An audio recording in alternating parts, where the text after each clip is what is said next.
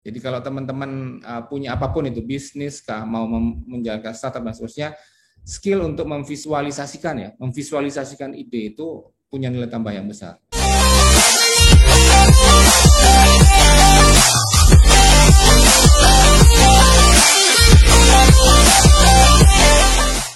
Oke, kalau gitu teman-teman semua, mari kita sama-sama dengarkan informasi dan paparan yang pastinya menarik banget dari Mas Hendy ya. Nanti di akhir teman-teman kita ada sesi tanya jawab. Ya, makasih. Assalamualaikum warahmatullahi wabarakatuh. Selamat pagi, salam sejahtera buat teman-teman semuanya. Saya lihat ini lumayan menyebar ya pesertanya dan senang sekali bisa jumpa. Ada yang dari Banjarmasin, Pangkal Pinang, Probolinggo, Jember, Tangerang, kemudian dari Pekanbaru. Mudah-mudahan semua teman-teman dalam keadaan sehat dan akhir tahun ini yang dari Semarang.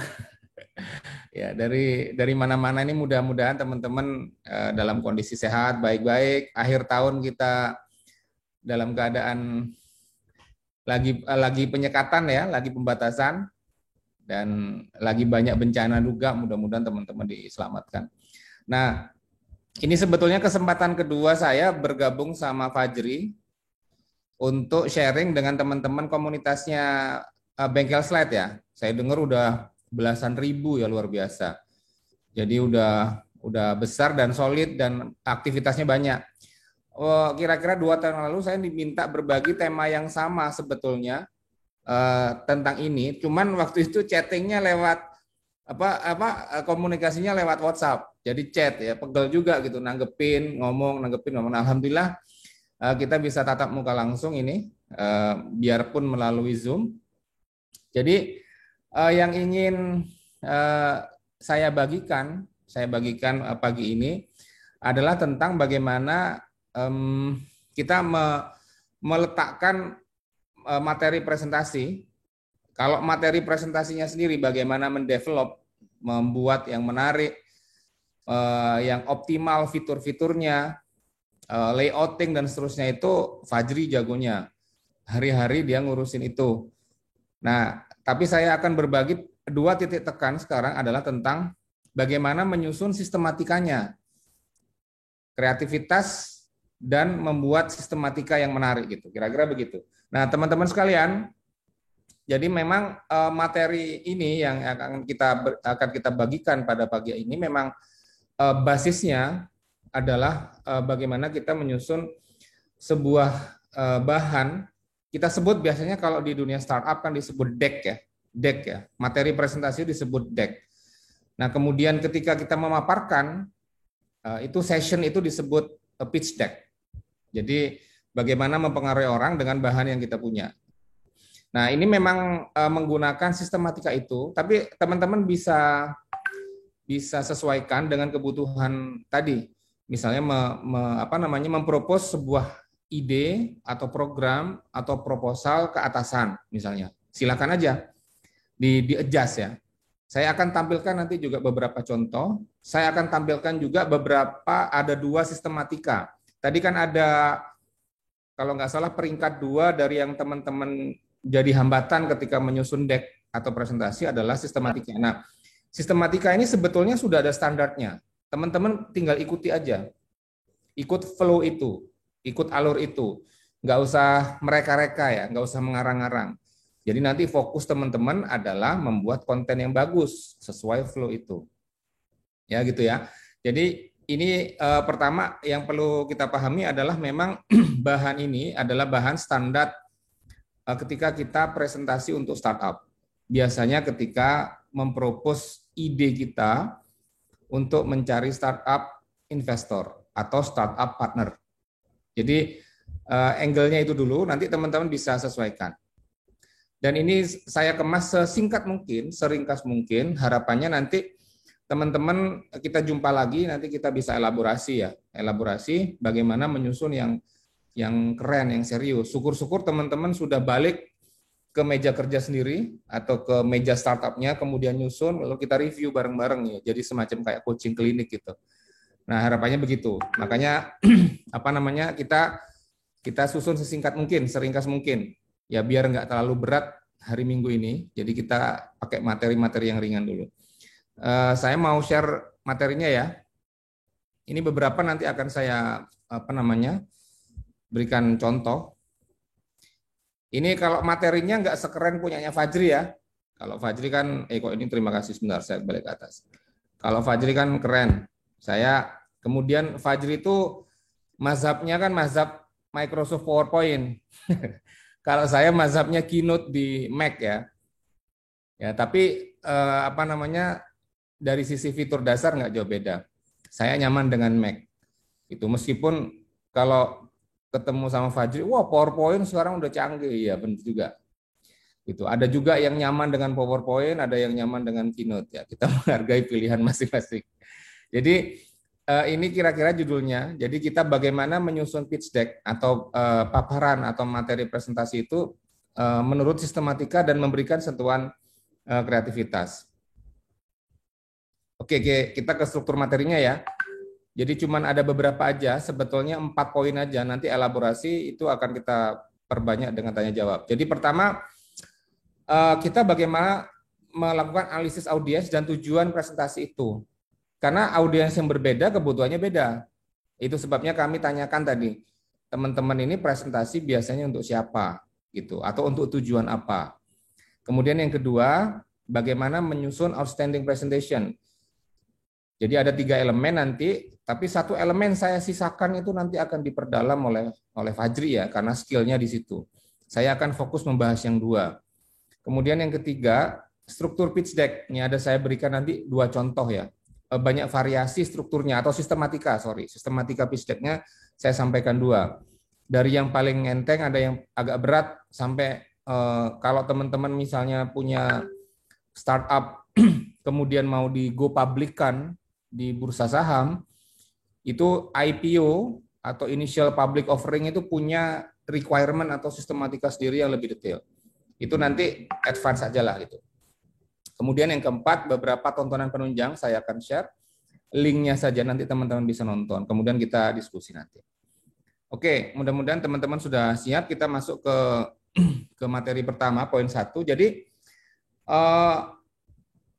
pemahaman terhadap siapa yang kita ajak omong atau di depan siapa teman-teman bicara itu akan menentukan semua hal dalam presentasi.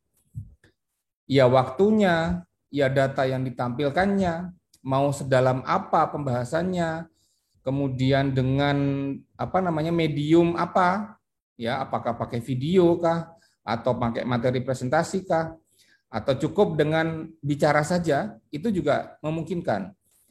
Jadi saya harap ini dikuasai dulu di depan, dan saya rasa ini materi yang sangat basic dari bagaimana kita menyusun materi presentasi adalah dengan siapa kita berhadapan. Ini sebetulnya ilmu basic untuk komunikasi apapun. Kita akan bicara dengan siapa, itu adalah basic dari ilmu komunikasi atau langkah komunikasi apapun. Nah, kebetulan yang kita bahas adalah menggunakan alat dukung berupa presentasi. Jadi misalnya tadi kan nomor 1 kebetulan memang atasan ya, khususnya pimpinan ya, direksi dan seterusnya itu di kantor. Jadi kira-kira kalau dilihat, dianalisis, apa sih yang mereka ingin tahu? Itu tentang ide kita, inovasi apa yang kita usulkan, proposalnya seperti apa, action plan-nya seperti apa, mereka agak detail, ya rencana kerjanya seperti apa, bahkan mungkin sampai perhitungan anggaran dan seterusnya. Durasinya itu pendek kalau kita ketemu top level manajemen, tapi kalau atasan kita langsung bebas, tergantung kesediaan waktu. Mungkin kita memang perlu satu sesi rapat khusus untuk paparan. Jadi kalau kita tahu apa yang mereka ingin tahu, maka kita bisa menyiapkan seperti apa. Kan seperti publikasi yang kita sebar itu, kan kita mau yang outstanding. Kalau outstanding itu nanti kita perlu hal-hal tambahan. Kecuali kalau laporan gitu. Kalau laporan kan ya apa yang Anda lakukan setahun terakhir misalnya, karena ini sudah akhir 2021, Anda tinggal paparkan saja, comot apa yang penting, lalu ditampilkan.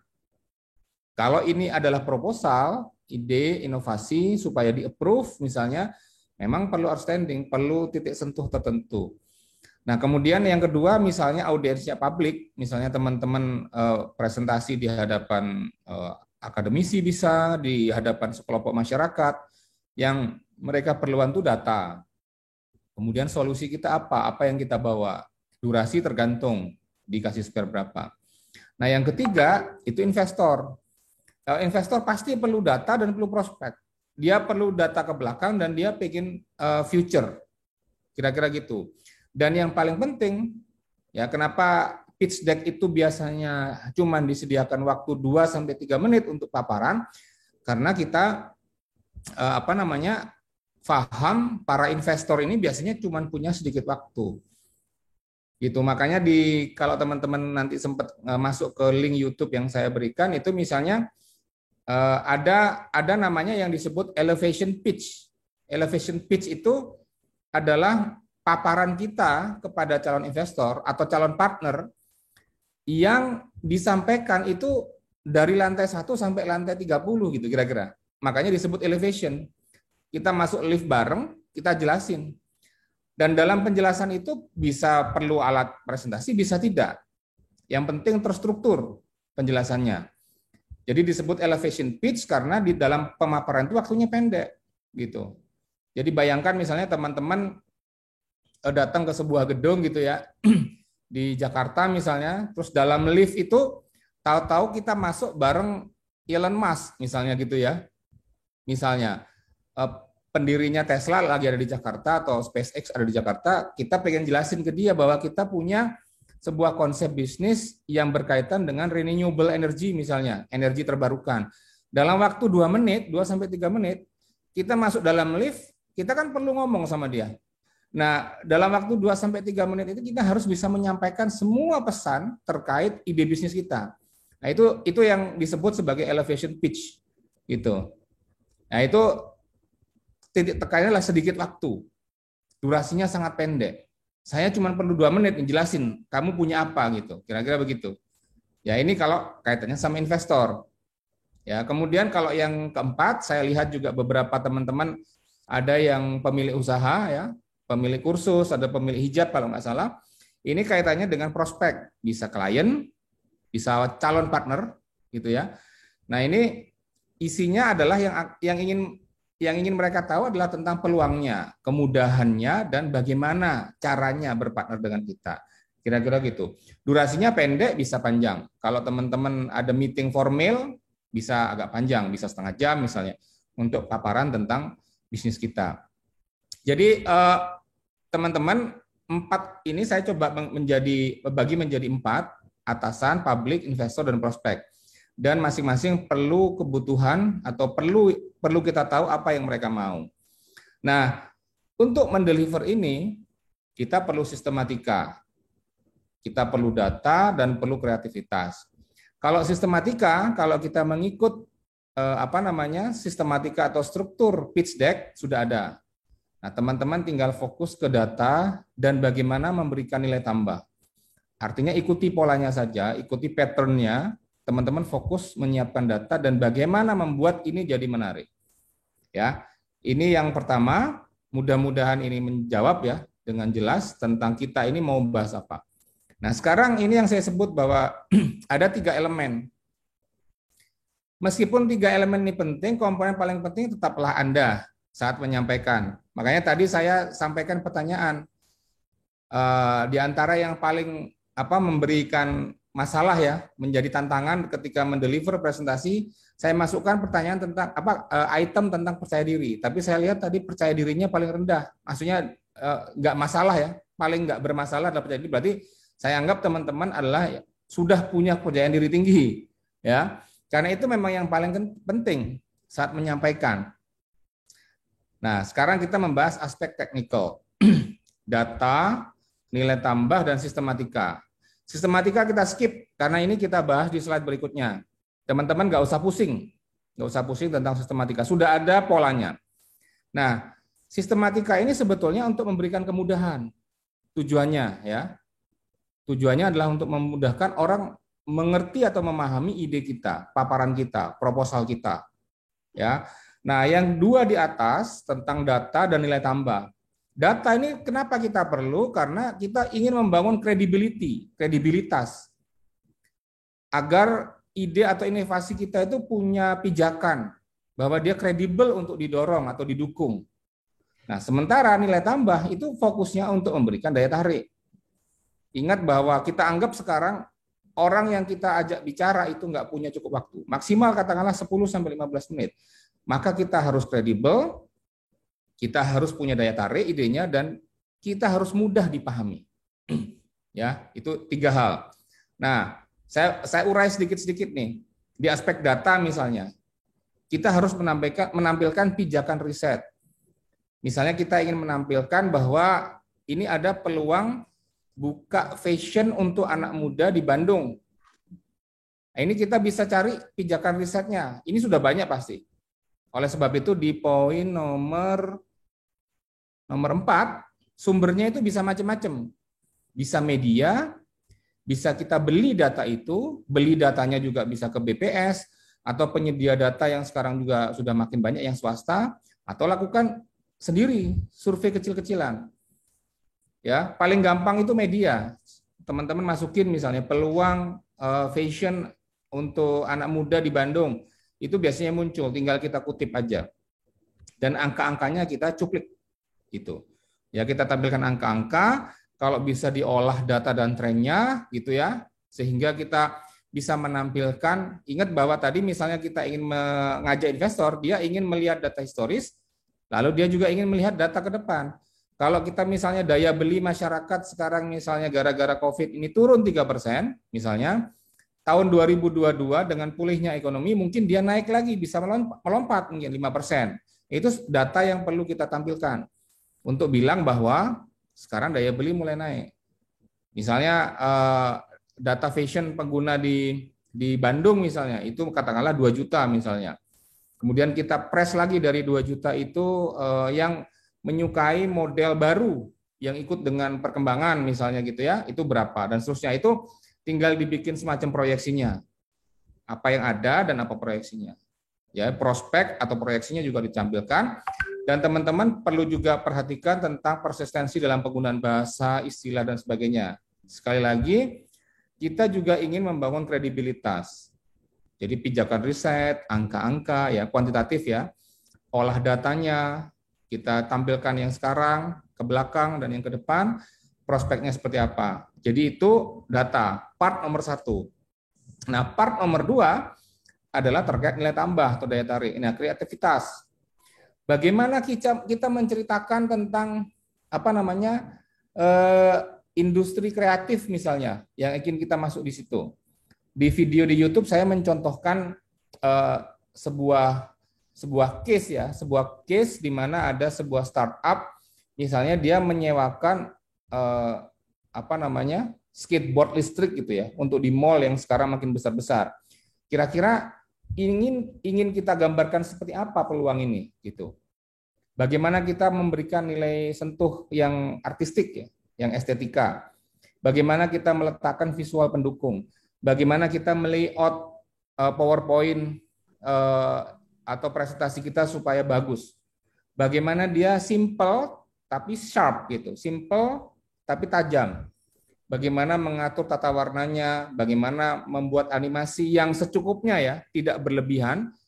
Ya, kita kadang-kadang meletakkan animasi yang terlalu kompleks di materi presentasi kita sehingga kita sibuk sama animasi itu dan hilang fokus dengan paparan kita sendiri misalnya.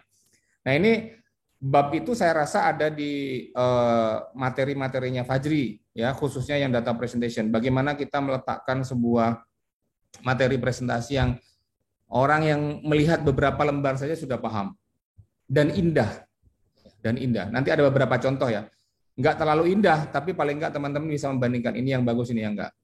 Nah, oke ya. Jadi kita membahas 3 elemen. Sekarang data adalah untuk membangun credibility, nilai tambah itu untuk membuat daya tarik, dan sistematika itu untuk memudahkan orang paham.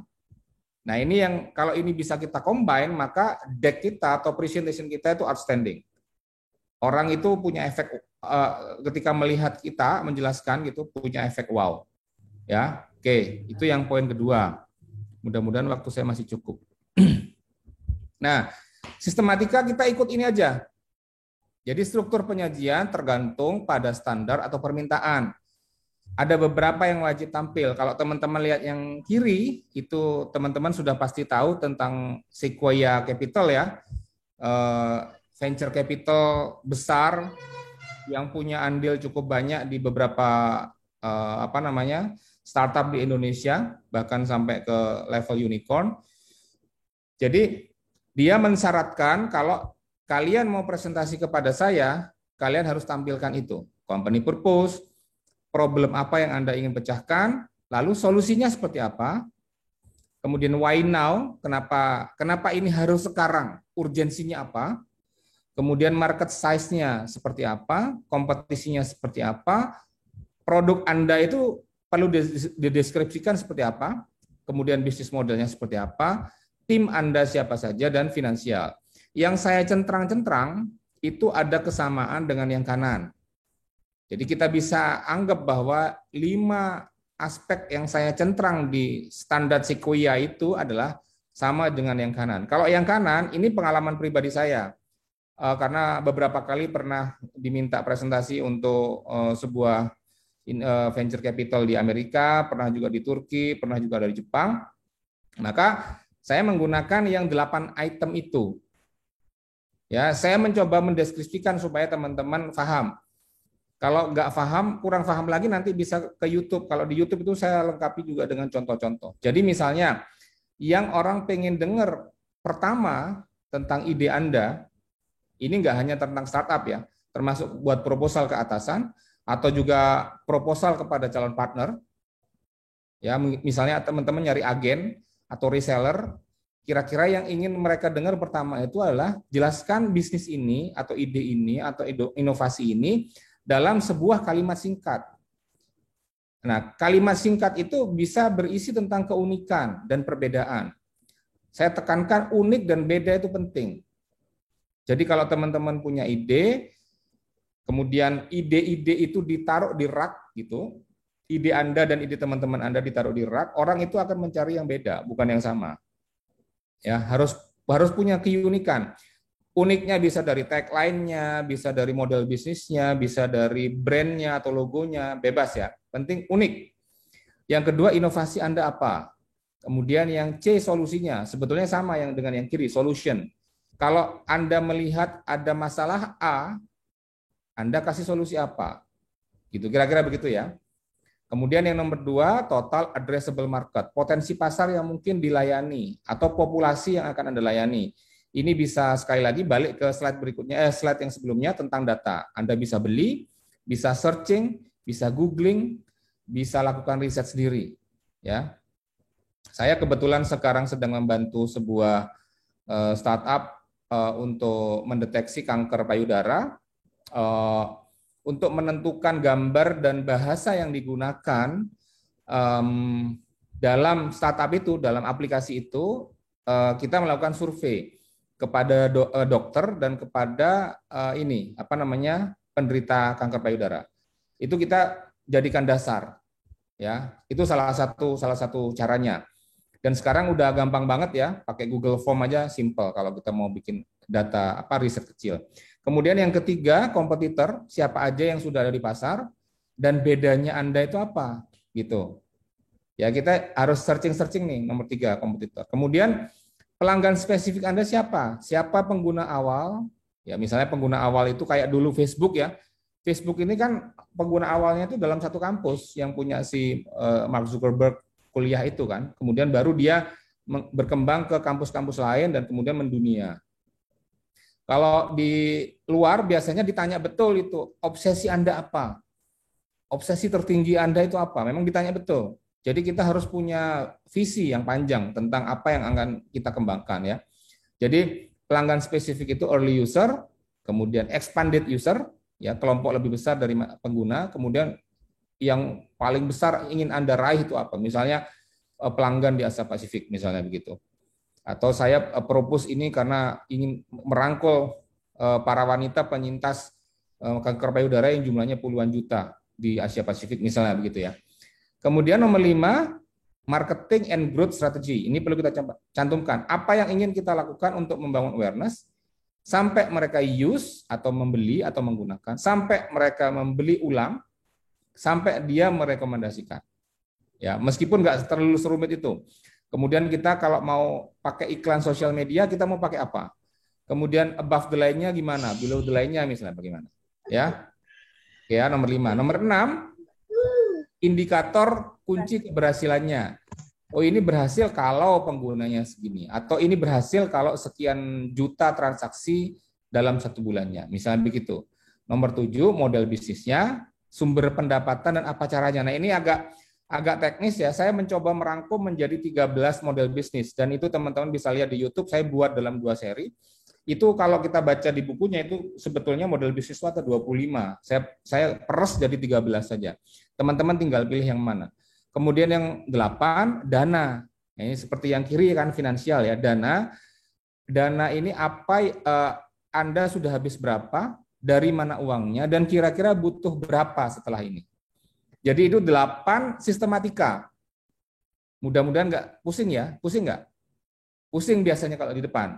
Tapi setelah ini beres, saya kasih kotak warna merah di kanan bawah itu, bahwa kalau kita sudah selesaikan ini, hal yang agak berat ini ya, ini akan memudahkan dalam menyusun banyak aset dalam bentuk lain. Aset itu misalnya teman-teman punya ide untuk membuat bisnis tadi, misalnya untuk hijab misalnya, kemampuan kita menyusun 8 item ini, itu bisa kemudian teman-teman pakai berikutnya untuk bikin company profile, bisa bikin video profile, bisa untuk bikin press release, dan seterusnya. Akan memudahkan, dipakai selamanya ibaratnya ya.